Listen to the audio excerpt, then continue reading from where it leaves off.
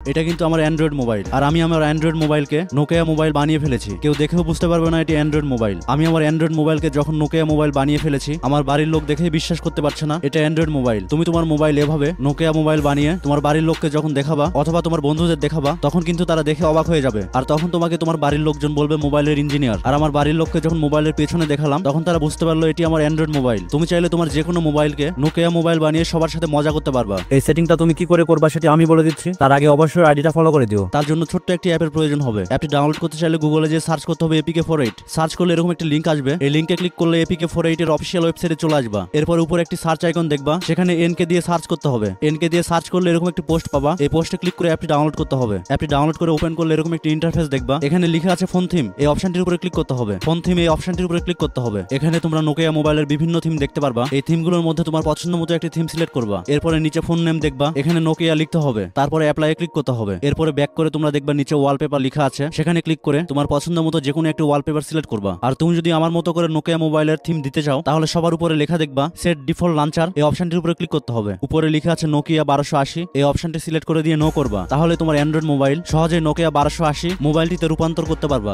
ব্যাকগ্রাউন্ডে হয়তো দেখতে পাচ্ছ আমার অ্যান্ড্রয়েড মোবাইল পুরোপুরি নোকিয়া মোবাইল হয়ে গেছে। এখন তুমি যদি আগের মতো মোবাইলটা করতে চাও, তাহলে মাঝখানে ক্লিক করলে মেনু চলে আসবে। তারপরে সাইডে ক্লিক করে নোকিয়া এই অ্যাপটি বের করতে হবে। অ্যাপটি বের করে অ্যাপটির মধ্যে প্রবেশ করতে হবে। তারপরে নিচে দেখবা সিস্টেম লঞ্চার। এখানে ক্লিক করলেই মোবাইলটি আবার আগের পজিশনে চলে যাবে। এরকম টিপসের ভান্ডার আরো দেখতে চাইলে এখনই আইডিটা চেক আউট করে আসো।